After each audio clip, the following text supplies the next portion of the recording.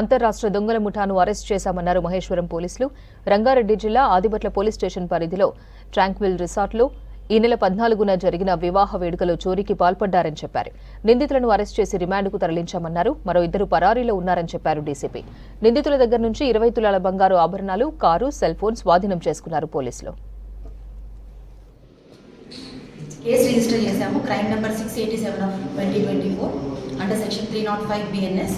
So ఇమీడియట్గా మనము ఒక ఏసీపీ గారి పర్యవేక్షణలో, రాఘవేందర్ రెడ్డి SHO ఆదిబట్ల గారి పర్యవేక్షణలో ఒక 3 టీమ్స్, ఎస్ఐస్ రాజు, నాగరాజు, వెంకటేష్, తర్వాత క్రైమ్ టీమ్స్ వచ్చేసి గిరి, రవీందర్, ఉపేందర్, సంతోష్, కృష్ణ, శివ, సందీప్, వీళ్ళందరినీ ఒక 3 టీమ్స్గా వీళ్ళందరినీ డివైడ్ చేసేసి మనకి వచ్చినటువంటి టెక్నికల్ ఎవిడెన్స్ ఏదైతే క్లూస్ ఉన్నాయో దాని ఆధారంగా మనం ఇమీడియట్గా టీమ్స్ని డివైడ్ చేసేసి మనం పంపించడం జరిగింది.